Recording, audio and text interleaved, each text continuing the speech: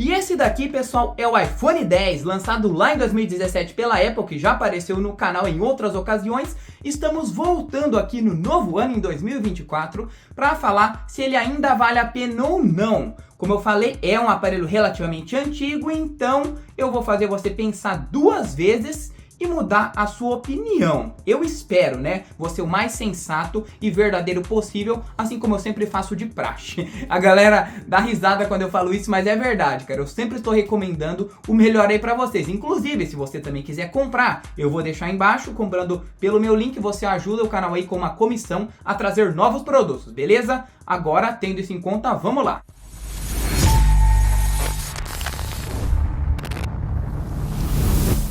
E a verdade seja dita, o iPhone X impressionava demais para a sua época, pois ele foi pioneiro em diversas coisas, já que foi a 10ª geração, o 10º iPhone, né, uma versão comemorativa, então a Apple adicionou diversas coisas, incluindo o seu preço, que estourava, né, naqueles tempos, mas muitos anos depois, é lógico que a gente consegue achar ele muito mais em conta, né, mas ele foi pioneiro no Face ID. Primeiro iPhone que veio com esse reconhecimento facial, que tinha uma segurança absurda, tem até hoje, funciona bem até hoje, a gente vai abordar um pouco depois, né? Foi pioneiro também na sua tela OLED, porque as anteriores eram LCD e IPS. Foi pioneiro também em retirar o Touch ID, o botãozinho aqui, né? E ele colocou também uma tela sem bordas, né? E quando a gente pega ele, até mesmo nos dias de hoje, é um show à parte de beleza. O seu design impressiona demais, mesmo grudando um monte de marcas de dedos aqui, que eu já cansei de limpar, né? Mas ele tem acabamento de metal e vidro, consegue trazer uma beleza espetacular, sem sombra de dúvidas, na minha opinião. É um dos iPhones mais bonitos de todos os tempos. Quer dizer, os outros iPhones são muito parecidos com ele, né? Mas enfim, esse design aqui é elegante sim.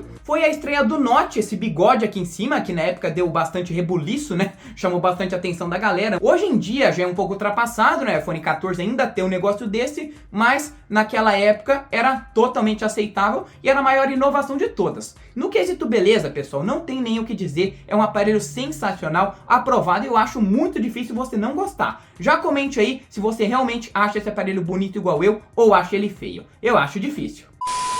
E junto disso, a parte da sua tela também é outro show à parte. Como eu disse, foi a estreia da OLED. É uma tela que, mesmo sendo limitada em 60 Hz, tem uma boa qualidade de visualização, né? É uma calibração incrível desde aquela época quando chegou o OLED, mesmo sendo uma tela da Samsung, né? A Apple compra aí da rival. Porém, a calibração é superior, o que acontece até nos dias de hoje. O que peca um pouco atualmente é embaixo de sol forte, porque apesar dela ter uma boa quantidade aí de nits, de capacidade de brilho, ainda fica devendo, né? Mas lembrando que é 2024, né? Quando ela foi lançada, impressionável. Então, a gente tem que levar tudo isso em conta. E eu poderia ficar enrolando aqui um tempão, falando dados técnicos e tal, puxando o saco, mas não. Eu só vou falar que essa tela aqui é boa, aliás, não tem nem muito o que falar, né? É uma tela que, cara, você não vai se decepcionar. Aliás, muitas pessoas preferem o iPhone X, mesmo ele sendo um ano mais antigo, do que o XR, justamente pela tela, que o XR é uma tela IPS LCD, né? Até mesmo o iPhone 11 aí tem uma tela LCD na resolução HD+. Aqui já tem resolução mais alta e já tem uma capacidade também superior. Bom, e se eu não te fiz desistir da compra até agora, pode ser que isso mude. Começando que você só acha o aparelho usado, né? Não que isso seja uma coisa ruim, mas você vai ter que tomar muito cuidado na hora da compra, porque como eu disse, sempre tem uns espertinhos aí querendo te engambelar. Se você puder, compre pela OLX ou por algum lugar aí, uma loja, um camelô da vida, que você consiga pegar o aparelho na mão, testar, ver a saúde da bateria. Caso você não consiga fazer isso, entre em contato com uma pessoa aí pelo WhatsApp ou uma rede social e pede para ela mandar vídeos, para ela mandar prints aí, só que aí também tem que ser uma coisa legível, né? E de preferência, pegue um aparelho que não foi aberto, que é muito difícil, né? Esses aparelhos aqui são cheios de problemas, né? Porque tipo, se você troca a tela uma vez, o Face ID já não volta mais a funcionar. Se você troca, sei lá, alguma peça aqui atrás, vai mostrar aqui um defeito, né? Tem tudo isso. Então, é complicado você achar um aparelho assim em boas condições. Eu tive muita sorte, esse iPhone aqui foi para minha namorada, né? A gente trocou no Redmi Note 12. A mulher lá garantiu que não foi aberto, mas sempre tenho minhas dúvidas, né? É meio difícil ter um iPhone assim em condições tão boas que não foi aberto, né? Mas é lógico que existe. Outra observação também é que ele parou no tempo no iOS 16, né? Não vai mais ser atualizado, isso pode ser uma coisa ruim para algumas pessoas, pode ser que algumas outras nem liguem, porque você ainda vai conseguir usar por pelo menos uns 2 anos aí a maioria dos aplicativos e jogos, é o que eu sempre estou falando nos vídeos, não é porque ele deixou de receber atualizações que vai parar, pifar do nada. Não, não é assim. As empresas sempre estendem, tem um prazo aí, né? Fala, olha, o WhatsApp vai parar de funcionar no iOS 11, vai parar de funcionar no iOS 12. Eu não sei qual que ele tá hoje, né? Eu sei que o Instagram e o Facebook exigem uma versão um pouco mais atual, né? O Telegram já é uma versão mais abaixo, o WhatsApp também, o Telegram ainda mais, né? E os jogos também, né, a maioria aí, por que que eles fazem isso? Porque eles não vão querer perder público, né? Não faz muito sentido, tipo assim, te impossibilitar de usar um aplicativo ou mesmo alguns jogos aí, sendo que ele parou de atualizar muito recentemente. Isso acontece com Android, acontece com qualquer sistema operacional. É uma coisa que deve ser levado em conta, né, que muitos canais aí não falam, né? Mas eu acho bem importante ressaltar essa parte sim. Você não vai ficar desatualizado tão cedo, mas pode não ser uma boa opção se você pretende ficar por muitos anos, né? Tem essa incógnita aí, né? Os dois lados da moeda. Você não vai ficar desatualizado, só que, né? Não sei, pode ter opções melhores. Agora na parte do hardware e desempenho, o bicho começa a pegar um pouquinho. Apesar dele rodar todos esses jogos aqui, ó. O Genshin Impact, ele roda o Fortnite. O Fortnite eu não tenho aqui porque ele foi banido, né? Mas você consegue com métodos alternativos. Roda o LoL, roda o PUBG, roda o Call of Duty. Inclusive tá passando um trecho aí de fundo pra vocês verem. Você pode conferir esse vídeo na íntegra depois também. É lógico que ele não vai rodar no máximo, tá? Nem no alto. Ele vai rodar aí alguns jogos no médio e outros no baixo. Porque o seu desempenho equivale mais ou menos nos dias de hoje ao Redmi Note 12, que é um intermediário atual. Lógico que ele é um pouquinho mais forte por conta da sua otimização, né? O Redmi Note 12, se você comparar os dois aí, não vai conseguir ter uma qualidade tão satisfatória quanto o iPhone, mas é justamente por causa do hardware. Se a gente comparar em dados técnicos aí de especificações, vai equivaler aí mais ou menos ao Snapdragon dessa geração, que equivale mais ou menos ao Poco M3 também, né? Mas olha só, um aparelho de 2017 teve que passar tudo isso 2024 para um intermediário vir e conseguir equiparar, né? Porque o iPhone só existe top de linha, né? Tem os de baixo custo lá e tal, mas não é esse o caso, né? Esse daqui era um iPhone lançado topado, né? Então ele utilizava o bom e do melhor na época e demorou muito tempo para um intermediário conseguir ultrapassar ele, né? Agora na questão aí de redes sociais, internet, responder e-mails e tal, é o que eu sempre falo, né? Roda tudo com maestria, ele dá a travadinha assim para quem fala que iPhone não trava, justamente esses mais antigos aí, né? Mas é coisa leve, sabe? Tipo, você tá lá nas configurações ou no Safari, ele dá uma bugadinha, um pouco também é por causa de software, né? Mas também tem que levar em conta que o hardware dele é antigo, né? Isso daí a gente não pode desconsiderar. Só que, assim, você consegue rodar tudo numa boa aí, na parte aí dos aplicativos, tal, redes sociais, né? Aliás, se você quer um celular apenas para isso, eu recomendo você pegar um modelo de entrada, porque, sabe, assim, não precisa tanto. A potência dele aqui aguenta tudo isso, só que a sua tela é em 60 Hz, o que pode dar uma limitação, né? Para quem queria uma fluidez maior, né?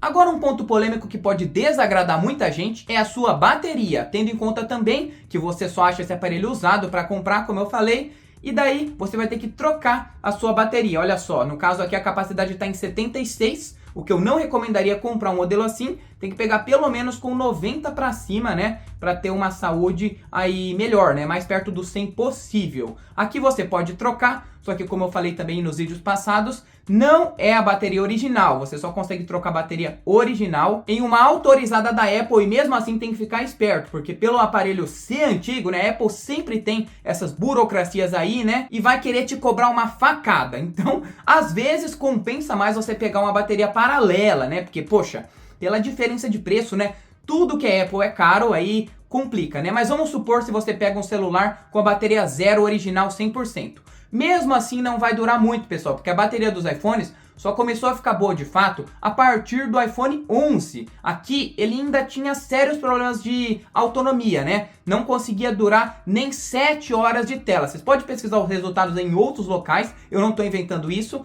Ele vai durar no máximo estourando 7 horas e meia aí, com economia de energia ativada, restringindo recursos e tal. Eu não acho um número satisfatório, né? Aí você tire as suas próprias conclusões. Passando rapidamente para câmeras, pessoal. Eu disse rapidamente porque eu já fiz um vídeo completo, uma review separada, que tem mais de 30 minutos. Então, por favor, dá uma conferida lá, card passando aí e link na descrição. Porém, eu vou dar um resumo bem rápido aqui. É uma câmera sinceramente bem limitada e ultrapassada para os dias de hoje. Os intermediários Androids atuais dão um pau nela, não em todos os quesitos. Por exemplo, ela vai vencer na questão da nitidez, né? Porque ele tem um embelezamento que deixa as fotos bem lindas. Ele tem também estabilização óptica superior. O sensor dele também é melhor que muitos intermediários aí. Só que eu falo na questão de versatilidade. Quando você entra aqui, essa câmera não tem nada. Ela não tem modo noturno. Você não consegue gravar em HDR, ela não tem nem modo profissional, nem em fotos, muito menos em vídeos. O menu dela é apenas isso daqui, ó. Tem algumas coisinhas que você consegue fazer lá nas configurações também, mas é basicamente, como a Apple falava, você mirava aqui, tirava foto, postava no Instagram, nas redes sociais, onde você queria e acabou. Sem muita edição, sem muita frescura, sem muita firula, né? Então, para os fotógrafos de plantão, ficaremos limitados sim. A frontal também é a mesma coisa, ela tem apenas 7, é bem inferior que a traseira, precisa de muita luz, é uma abertura muito escura, você precisa aí estar em um ambiente muito favorável, passou das 6 horas da tarde, você esquece. É um ponto bem negativo, sendo sincero, essa lente frontal, né? Uma câmera bem limitada aí. Ah, um ponto importante é o seu Face ID, ele me impressionou demais, rapaziada. Porque esse daqui ainda é a primeira geração, o primeiro Touch ID de todos, que vem com a câmera TrueDepth 3D, fazia a sua leitura aí, tal. Ele funciona perfeitamente no escuro. Muita gente fala que ele é lento, mas isso é mentira. Eu testei aqui na prática, eu não sei se quem fala isso é porque o leitor dele está com defeito e tal. Não, esse daqui tá 100%. Ele funciona muito bem em diversas ocasiões, menos quando você tá aí, sei lá, de capacete ou alguma coisa aí na frente do rosto e tal. Aí realmente não vai funcionar mesmo porque ele requer atenção, né? Só que na questão de segurança, o Face ID dá pau em qualquer um, até mesmo no leitor de íris da Samsung. Aqui ele é rápido, né? Não é igual lá o leitor de íris, que era lento, eu ficava enrolando um monte, não. Não é tão rápido quanto o desbloqueio facial do Android, só que aí você não vai ter segurança nenhuma, né? Ele faz, tipo, pela câmera frontal aí, uma coisa bem simplesinha. Uma coisa 2D. Aqui não, aqui é uma coisa 3D, que você não consegue burlar com uma foto sua, nem nada. A única coisa que você vai conseguir fazer, igual alguns namorados e namoradas fazem, é quando o seu cônjuge aí estiver dormindo, você vai lá, liga aqui, aponta na cara dele e daí ele desbloqueia, né? Às vezes nem consegue fazer isso porque a pessoa deixa marcado para exigir olhos abertos, né? De olho fechado aí, ó, é uma segurança também. Fica a dica. Senti um pouco de falta, sim, de um Touch ID, um desbloqueio aqui por digitais. Eles poderiam ter colocado aqui no canto da tela, tal. Nem nos dias de hoje a Apple fez isso, né? A gente tem que depender totalmente do Face ID. Aí que tá o problema, porque se ele der algum BO, esquece, porque vai ser muito difícil de você conseguir reparar. Como eu falei, se você troca a sua tela, né, geralmente ele dá defeito e daí você vai ter que depender toda hora da sua senha, né, porque ele pede uma vez aqui, ó, daí quando não dá você digita a sua senha. Inclusive eu vou deixar um vídeo passando aí de fundo para você conferir lá depois e tirar todas as suas dúvidas sobre ele, eu testando ele na prática, beleza? Indo agora para a conclusão, será que o iPhone X, o guerreiro, vale a pena? Talvez, depende muito do seu tipo de usuário, né? Porque tem pessoas que realmente querem um iPhone a todo custo, não adianta e fala assim, ah, eu tenho até tantos reais para gastar. O valor que eu indicaria aqui é no máximo estourando R$ 1.400. Eu tô chutando alto, tá? Porque eu ainda acho esse um valor alto, mas você consegue achar aí na AliExpress, na Shopee ou mesmo no meu link com desconto, né? Com um valor assim aceitável, né? Não é um valor bom, mas é um valor aceitável. Mais do que isso eu não pagaria, né? E dependendo da ocasião, eu recomendaria sim um intermediário atual ou então um top de linha Android antigo, que vai estar mais barato. Vocês sabem que a Apple aqui no Brasil é tudo muito caro, né? Então por isso que fica difícil, porque você pega, sei lá, um iPhone de 2 anos atrás, ele vai estar praticamente o mesmo preço de um Android atual. Então tem essa diferença. É igual quando eu comparava lá o S23 contra o iPhone 13. O S23 tem 2 anos aí mais novo, só que o preço dos dois estava equiparável, né? O S23 concorre com o iPhone 14 e com o iPhone 15, né? Então, né, a Apple sempre dá dessas aí na questão do preço, e não era diferente com os iPhones antigos. Agora que ficou mais viável. Se a gente pega, por exemplo, o intermediário, compara ele aí com o Redmi Note 12, ele vai ser melhor na maioria dos quesitos aí no conjunto geral, né? Como eu falei, tipo, o Redmi Note 12 vai vir sem bateria, pode ser que rode um jogo melhor, vai ter aí algumas features a mais, né? Que na época, aqui em 2017, nem sonhavam em existir, mas ele vence na tela, o seu desempenho, graças ao iOS, é mais otimizado e tal. Se você me falasse assim, você prefere um iPhone X ou um Redmi Note 12?